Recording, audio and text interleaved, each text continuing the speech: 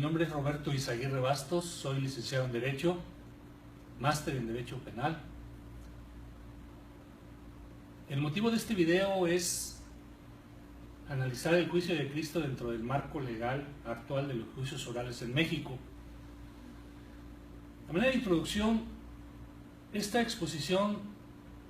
será para demostrar, de acuerdo al nuevo sistema penal oral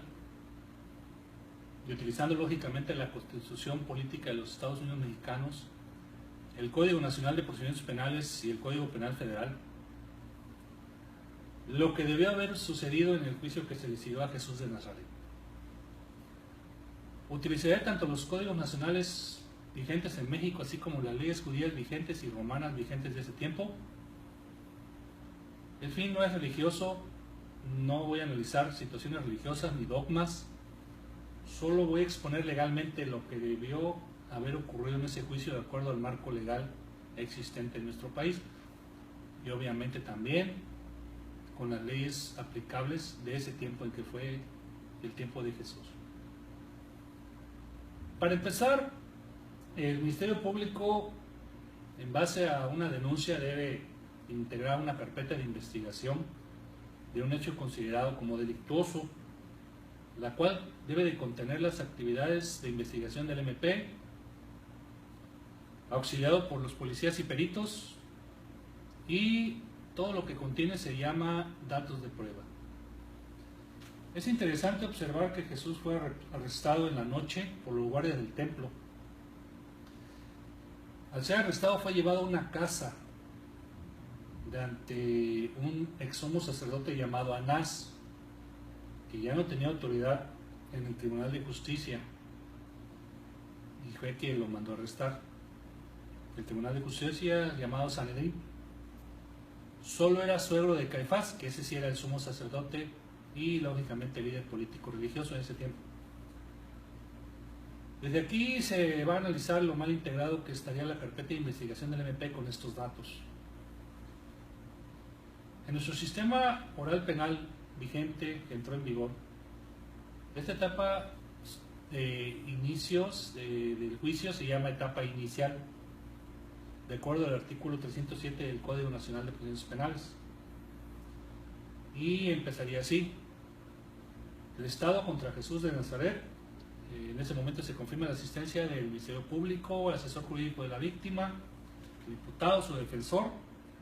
Se toman sus generales y sus domicilios respectivos para oír notificaciones. Se le pregunta al imputado si desea que sus datos sean resguardados, y siendo las 12 horas del día 16 de abril del año 2017, da inicio la audiencia de control de la detención en la causa penal 77-200-2017, relativa a la imputación que se hace en contra del ciudadano Jesús de Nazaret, a quien se le atribuyen los delitos de sedición, motín, conspiración. Da inicio a la audiencia, el juez individualiza las partes, el juez le pregunta al imputado si conoce sus derechos. Se le informa a Jesús de Nazaret que tiene derecho a permanecer callado de acuerdo al artículo 16 del Código Nacional de Procedimientos Penales. De lo contrario, todo lo que diga será usado en su contra. También se le pregunta si el imputado, si desea que sea su defensor, el que lo acompaña. Hechas estas manifestaciones, se procede a calificar de legal la detención de Jesús de Nazaret de acuerdo al artículo 308 del Código Nacional de Procedimientos Penales, dándole la palabra al Ministerio Público primero, para que exponga y justifique las razones de la legal detención. Se le concede el uso de la voz y el Ministerio Público empieza: ciudadano juez, solicito que se ratifique de legal la detención del ciudadano Jesús de Nazaret. Todo esto siempre dirigiéndose al juez, ya que durante varios días el ciudadano Jesús de Nazaret estuvo en varias zonas de la ciudad de Jerusalén alborotando a la multitud contra el emperador romano. Así se hace llamar también Hijo de Dios, lo que contraviene lo dispuesto por la ley mosaica. Inclusive dentro de sus manifestaciones ha dicho que de alguna manera destruirá el templo judío, lo que lo hace altamente peligroso para la paz social, además de colocar en riesgo la estabilidad política que poseen las instituciones públicas y también Inevitablemente esto puede llevar a un confrontamiento militar con los romanos.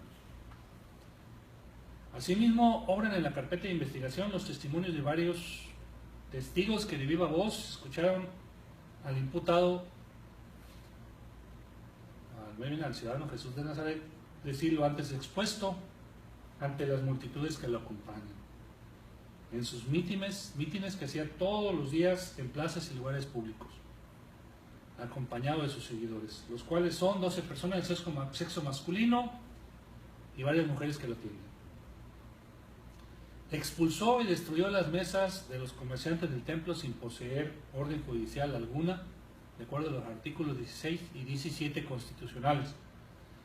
ni poseía permiso expreso otorgado por las autoridades del templo. Con esto afectó los intereses de estas personas, intereses económicos, y sin justificar causa legal alguna que le permitiera hacerlo. Solo argumentó simples cuestiones de moral que no son causa de ejecutar actos de molestia o perjuicio en contra de persona alguna. Manifestó, según testigos presenciales, que es un rey, lo que lo coloca de manifiesto que transgrede la ley judía vigente, ya que ellos solo reconocen a un rey. Asimismo, ciudadano juez, el ciudadano Jesús de Nazaret fue aprehendido aproximadamente a las 0 horas del día viernes 14 de abril en un lugar llamado Huerto de Getsemaní, donde estaba reunido con sus seguidores, y fue precisamente uno de ellos, llamado Judas Iscariote, que lo denunció y guió a los guardias del templo para que llegaran al lugar donde el ciudadano Jesús de Nazaret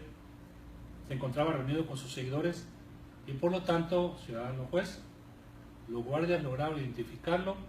al ser señalado por el ciudadano Judas Iscariote como el líder del grupo.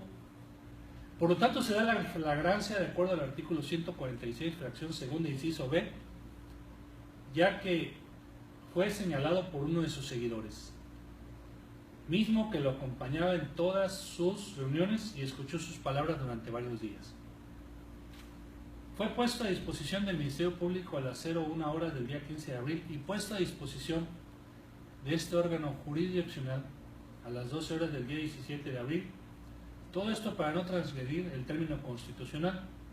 Por lo tanto, en base a los hechos, ciudadano juez, esta representación social le reitera su solicitud de que ratifique la legal detención. Dicho esto, el ciudadano juez le va a otorgar la palabra de defensa, la cual dice que no tiene nada que argumentar. Al no existir argumentos de parte de la defensa, el juez tiene la palabra, obviamente, y dice que encuentra una solicitud incontrovertida realizada por el agente del Ministerio Público, y la incontroversia en quien se genera convicción. Ante ello, advierto un hecho delictuoso o delictivo en virtud del cual se generaron diversos señalamientos. Entre el hecho delictivo y la detención, media 15 minutos,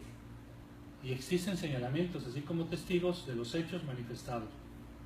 lo que en mi opinión satisface lo requerido por el artículo 146 del Código Nacional de Procedimientos Penales en su parte inicial. Por otro lado, advierte una retención ajustada a derecho de 47 horas, por lo cual no se rebasa lo que establece el párrafo 10º del artículo 16 constitucional, y en atención al mismo artículo el párrafo 7º.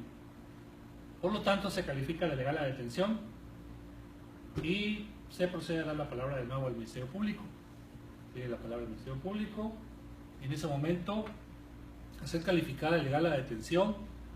el Ministerio Público va a formular imputación pidiendo permiso. Dice: señor juez, esta representación social desea formular una imputación de acuerdo al artículo 309 del Código Nacional de Procedimientos Penales. El juez le concede el uso de la voz al MP y el Ministerio Público empieza a exponer todos sus argumentos para formular la imputación. Ciudadano Jesús de Nazaret, esta representación social hace de su conocimiento que se le siga una investigación en su contra, toda vez que se le imputa a la comisión de los siguientes hechos. Durante varios días, ciudadano Jesús de Nazaret, usted estuvo en varias zonas de la ciudad de Jerusalén alborotando a la multitud contra el emperador romano. Asimismo se ha hecho llamar hijo de Dios, lo que contraviene lo dispuesto por la ley mosaica. Inclusive dentro de sus manifestaciones ha dicho que de alguna manera destruirá el templo judío, lo que lo hace altamente peligroso para la paz social, las instituciones públicas, así como las autoridades políticas judías frente a las autoridades romanas, y que inevitablemente puede derivar en una confrontación militar. Asimismo, obran en esta carpeta de investigación testimonios de varios testigos que de viva voz lo escucharon decir lo antes expuesto ante las multitudes que lo acompañaban en sus mítines, que todos los días lo hacía en plazas públicas y lugares públicos, acompañado de sus seguidores, los cuales son 12 personas del sexo masculino y múltiples mujeres que lo atienden. Expulsó y destruyó las mesas de los comerciantes del templo sin poseer orden judicial, de acuerdo a los artículos 16 y 17 constitucionales, ni permiso expreso otorgado por las autoridades del templo, afectando sus intereses económicos y sin justificar causa legal alguna que le permitiera hacerlo. Solo argumentó simples cuestiones de moral, que no son causas de ejecutar actos de violencia o de perjuicio en contra de personas alguna. Manifestó, según testigos presenciales, que es un rey, que es hijo de Dios, lo que lo coloca de manifiesto en transgredir lo dispuesto por las leyes judías vigentes, que solo reconocen un rey. Asimismo, ciudadano Jesús, estaba usted aproximadamente a las 0 horas en el lugar llamado Huerto de Getsemaní, donde estaba reunido con sus seguidores. Fue precisamente de uno de ellos, llamado Judas Iscariote, quien lo denunció y guió a los guardias del templo para que llegaran al lugar donde usted estaba reunido. Por lo tanto, ciudadano juez, los guardias lograron identificarlo al ser señalado por el ciudadano Judas Iscariote como el principal y líder del grupo. Por lo tanto, en lo dispuesto por el Código Penal Federal en su artículo 130 en relación al 132, se tipifica el delito de sedición, ya que el ciudadano Jesús de Nazaret ha estado instigando, motivando y animando a sus seguidores y personas que lo han escuchado en sus mítines para que en forma tumultuaria, sin uso de armas, resistan o ataquen a la autoridad para impedir el libre ejercicio de sus funciones. Asimismo, se tipifica el delito de motín contemplado en el artículo 131 del Código Penal Federal, donde usted, ciudadano Jesús de Nazaret, ha hecho uso de un derecho o pretextando su ejercicio o para evitar el cumplimiento de una ley, reuniéndose tumultuariamente y perturbando el orden público con empleo de violencia en las personas o sobre las cosas, y ha amenazado a la autoridad para intimidarla o obligarla a tomar alguna determinación, lo que tipifica el delito de motín contemplado en el artículo 131 del Código Penal Federal. Y también se tipifica el delito de conspiración contemplado en el artículo 141 con relación al 144 del Código Penal Federal, ya que usted, ciudadano Jesús de Nazaret, ha estado reuniéndose con sus seguidores para cometer los ilícitos antes mencionados. Asimismo, ciudadano Jesús de Nazaret fue detenido en flagrancia de acuerdo al artículo 146, fracción primera del Código Nacional de Procedimientos Penales,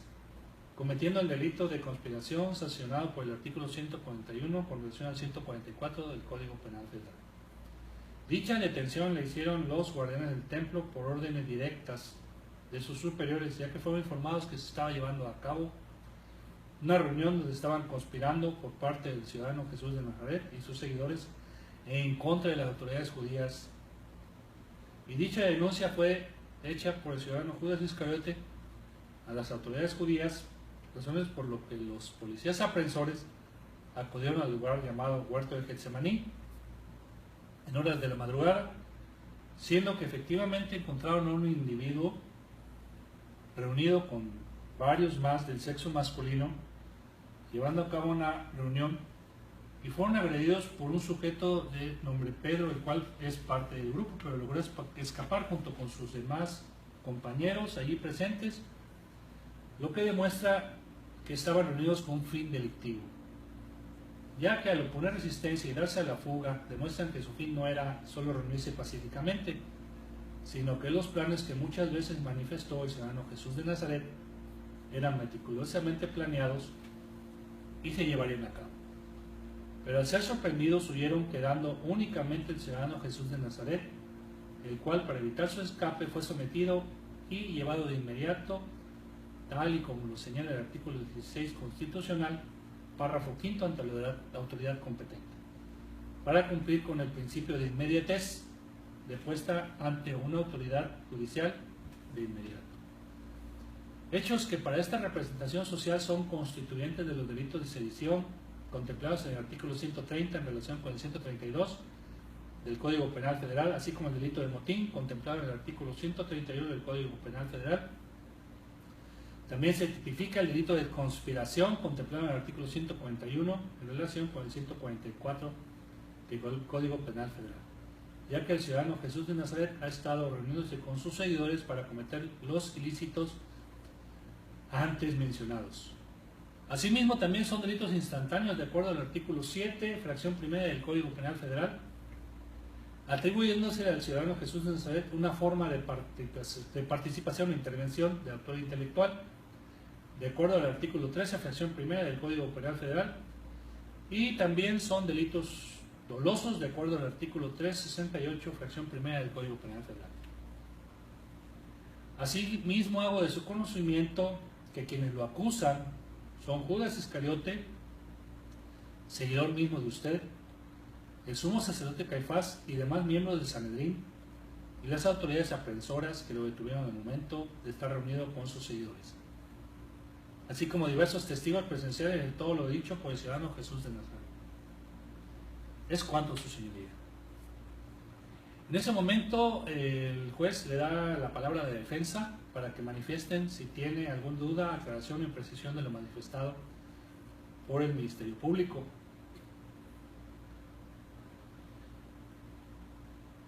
Y debido a que no manifiesta nada, se dirige al ciudadano Jesús de Nazaret y le pregunta si entendió todo lo que acaba de manifestar el agente del Ministerio Público, dándole la palabra al imputado para que diga si es su derecho de declarar de acuerdo al artículo 312 del Código Nacional de Delitos Penales, pero Jesús se mantiene callado. Al preguntársele de nuevo si sigue sin dar respuesta, razón por la cual es apercibido, pide que responda, por lo cual solamente Jesús dice que no. El juez le da la palabra al Ministerio Público y se dice: ciudadano juez, con fundamento en el artículo 313 del Código Nacional de Procedimientos Penales, se dicte auto de vinculación a proceso al imputado. El ciudadano juez pregunta al imputado si desea que esta misma audiencia se resuelva su vinculación a proceso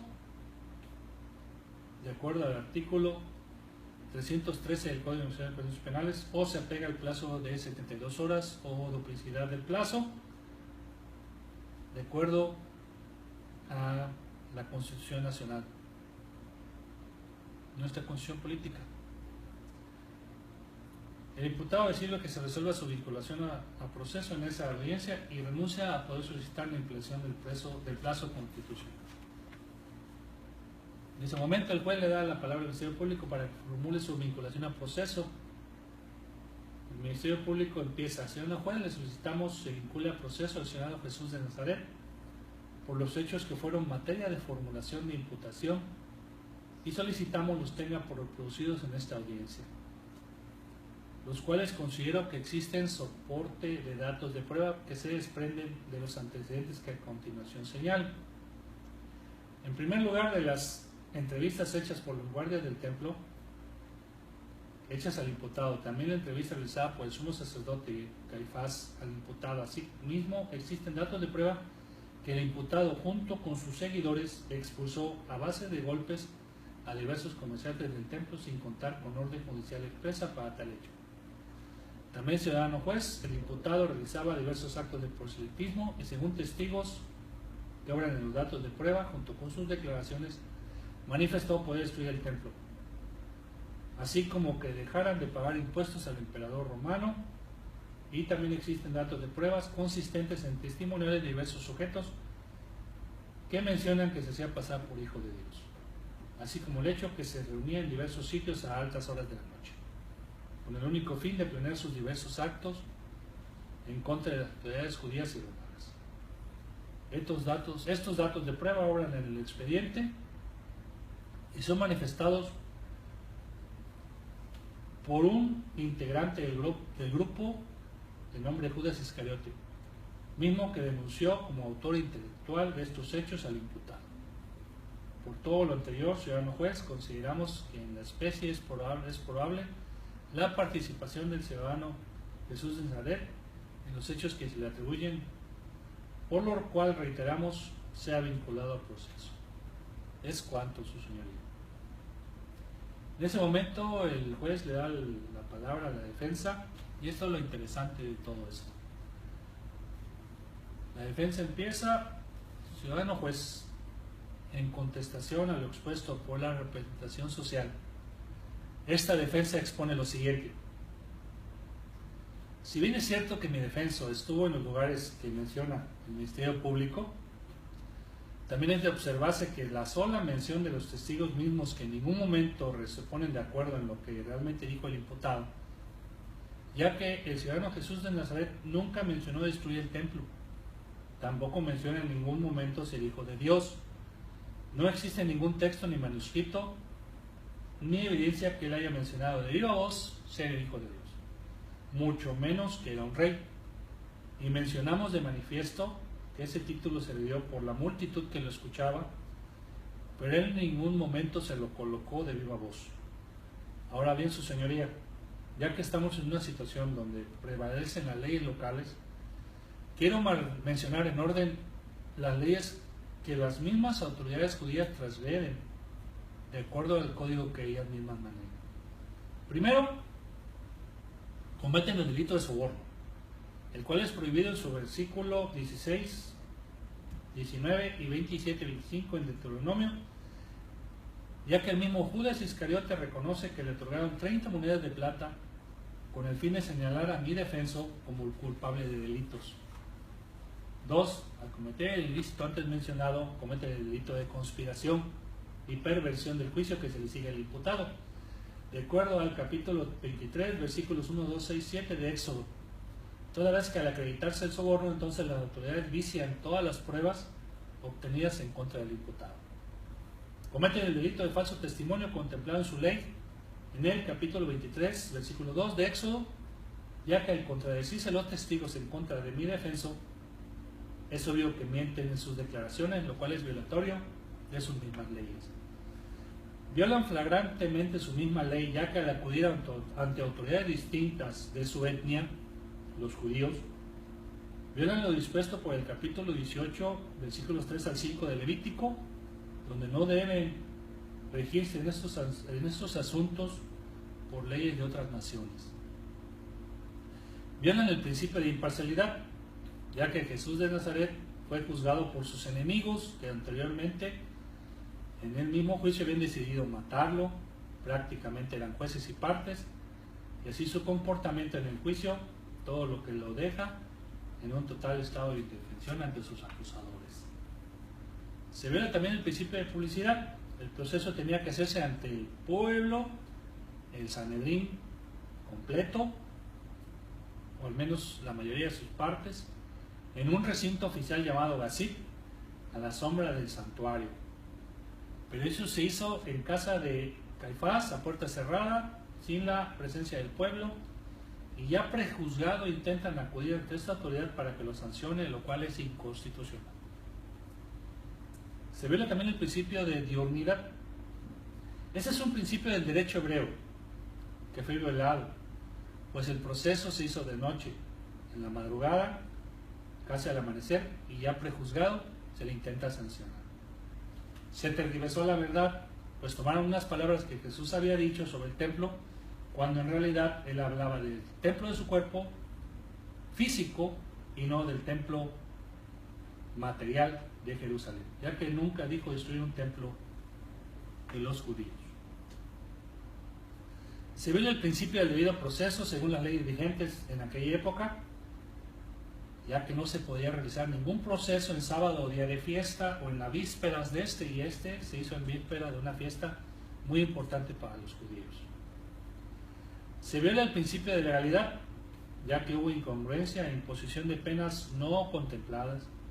Los judíos condenaban al imputado por blasfemia, que no era contemplado por el derecho romano como delito religioso. Hubo injusticia y arbitrariedad en el Sanedrín. Luego de violar prácticamente todos los principios que regían el proceso penal hebreo, con alguna similitud al nuestro, el Sanedrín, respecto a las causas contra Jesús, emitió la siguiente sentencia. La voy a leer. El Sanedrín de Israel, reunido legalmente a la sombra del santuario para entender la causa de Jesús de Nazaret, acusado de blasfemo y hacerse hijo del Altísimo, después de haber invocado la asistencia del eterno justiciero, fuera del cual es imposible obrar en justicia y proceder rectamente, condena por 65 votos contra muerte ignominiosa de la cruz a Jesús de Nazaret, a cuyo fin se pondrá desde luego en poder del pretor de Roma, que es Poncio Pilatos, para que, después de haber revisado la causa, según el derecho y las leyes del imperio, mande aplicarle el castigo que el tribunal del pueblo escogido, inspirado por Jehová, ha tenido a bien imponerle, el justo castigo de sus blasfemias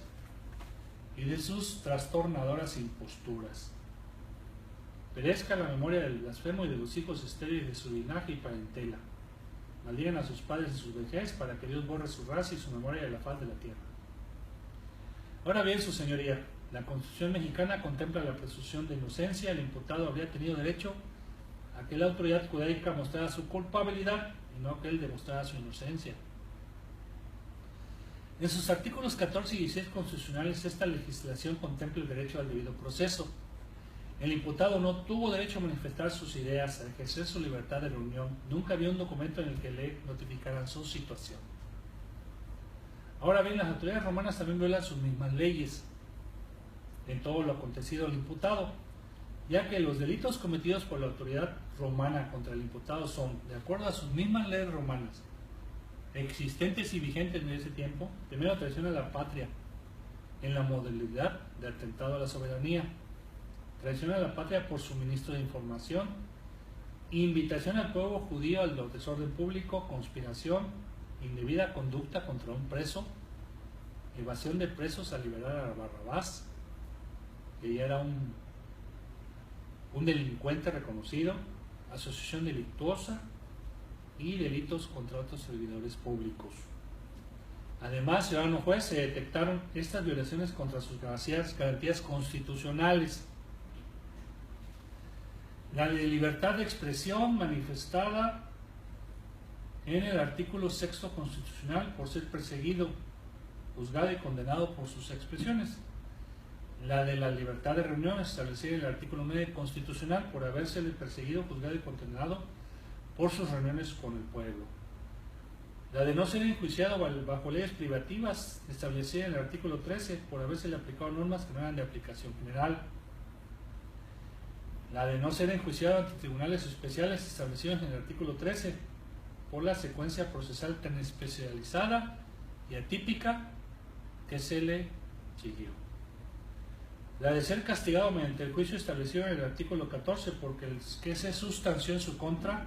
no fue un verdadero proceso. La de consecuencias de cumplimiento de formalidades procesales establecidas en el artículo 14, puesto que esas formalidades fueron violadas irregularmente muchas veces. La de ser sometido a tribunales preestablecidos, establecidos en el artículo 14, porque no todas las instancias a las que fue sometido el imputado tenían antecedentes de haber sido establecidas antes. La de ser castigado con leyes previgentes establecidas en el artículo 14, porque todas las normas aplicadas en varias ocasiones se fueron creando en el tracto procesal. La de no recibir penas análogas establecidas en el artículo 14, porque varios de los castigos recibidos no estaban previstos para la conducta exacta. Y la de no recibir imprevistas penas establecidas en el artículo 14, puesto que algunas de las penas sufridas ni siquiera estaban decretadas. Y la de la exacta correspondencia de las penas establecida en el artículo 14 constitucional, porque no hubo aplicación vaga e imprecisa sobre todo a la resolución final. Ahora, ciudadano juez, las autoridades judías pretenden que se le lleve a mi defensa un juicio contra la autoridad romana, presidida por Poncio Pilato. Es bien sabido que con situaciones anteriores estas mismas autoridades judías tuvieron algún tipo de roce y altercado con Poncio Pilato, ya que debido a que el procurador romano colocó una insignia en el templo de los judíos y estos acudieron ante la autoridad inmediata superior, que es el ciudadano Tiberio, que le ordenó a Pilato que quitara su insignia y no volviera a molestar a los judíos, so pena de sufrir un castigo. Esto lo manejaron los mismos judíos, ya que de llevar a juicio al imputado ante el procurador romano, el mismo temor que le tenía a los judíos que le volvieran a recriminar algún acto en beneficio del imputado ante Tiberio, habría hecho que estas pretensiones le fueran sancionadas. Por lo tanto, existe un temor de Poncio Pilato a volver a confrontarse con Tiberio por razones religiosas aludidas por los judíos, lo que habría causado que Poncio Pilato, para evitar volver a ser acusado ante Tiberio, cometiera un hecho ilegal en contra de mi defenso. Asimismo, ciudadano juez, se ve el artículo 7, párrafo 3 de la Convención Americana de Derechos Humanos, que a la letra dice: nadie puede ser detenido, sometido a encarcelamientos arbitrarios. Para concluir, su señoría, todos los interrogatorios hechos por las autoridades aprensoras, así como el ciudadano Caifás y su cuerpo político religioso, llamado Sanedrín, mi defenso no estuvo asistido por abogado defensor al momento de rendir sus declaraciones o al momento de ser juzgado por este cuerpo político religioso, lo que contraviene el artículo 20 constitucional en cuanto a los derechos del imputado y de la adecuada defensa. Por lo tanto, se da la hipótesis del fruto envenenado, donde todas las pruebas en contra del imputado están viciadas. Es cuanto, su señoría. En ese momento, el juez va a resolver en cuanto a la vinculación a proceso del imputado. Y hay que poner mucha atención, ya que de acuerdo a nuestro sistema penal oral, debe de considerar todo lo expuesto por las partes. Por lo tanto, el ciudadano juez resuelve en cuanto a la vinculación a proceso, que comparado con el sistema tradicional antiguo sería la famoso auto de formalización.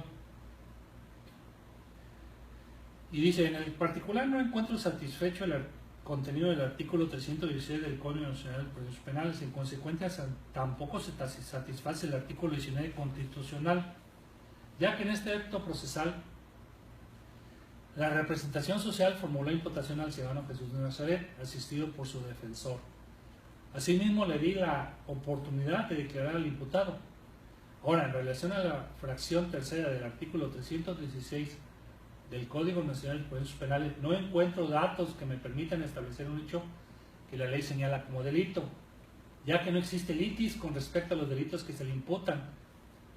Esto debido a que de las diversas manifestaciones de los testigos, así como de quienes lo entrevistaron al imputado, no se observa que haya cometido delito alguno, ya que no demuestran en ningún momento un hecho que reúna los requisitos de ser delito, tales como la conducta, la tipicidad, la antijuricidad, la culpabilidad y desde luego una punibilidad. En ninguno de los delitos que la representación social le imputó, ya que el delito de sedición no se tipifica, ya que en los datos de prueba y en las diversas manifestaciones de los testigos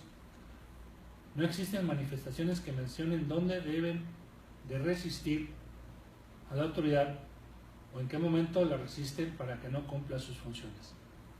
Ahora bien, en el caso del delito de conspiración tampoco se tipifica este delito, ya que no existen manifestaciones ni datos de prueba que muestren que el imputado estaba reuniéndose con el fin de realizar actos en contra de las autoridades. Asimismo, tampoco se tipifica el delito de motín, ya que el imputado solo se reunía con fines religiosos pacíficos y en ningún momento se advierte que su fin de reunión ha sido de cometer hechos constitutivos de delitos. También es de señalarse lo controvertido por la defensa en cuanto a las violaciones a las leyes judaicas romanas y la violación a las garantías constitucionales del imputado, ya que con respecto a sus connacionales es de observarse que efectivamente se violaron sus mismas leyes en vigor para someter un juicio a una persona que para este juzgador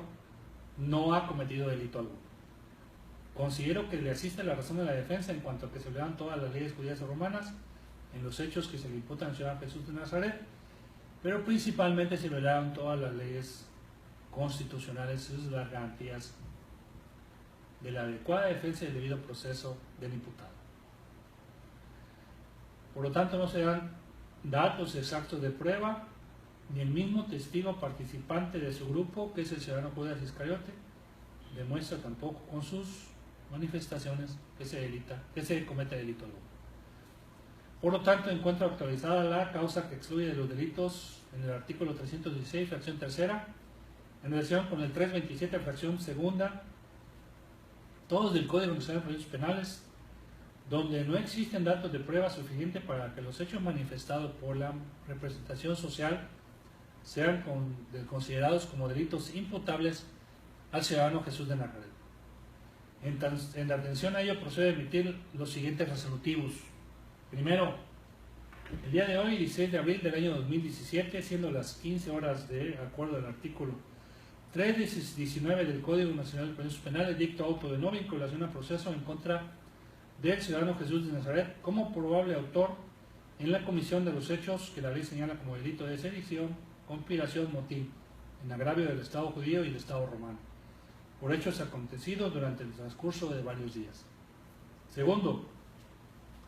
solicito exigir oficio a la autoridad penitenciaria para que se informe que el ciudadano Jesús de Nazaret es puesto en inmediata libertad, toda vez que no se encontraron datos de pruebas suficientes para vincularlo al proceso. Y tercero, se revocan todas las providencias precautorias y las medidas cautelares anticipadas que se hubieran decretado. Esto es en Cancún, Quintana Roo, domingo 9 de abril del año 2017. Es todo, doy por cerrada la audiencia.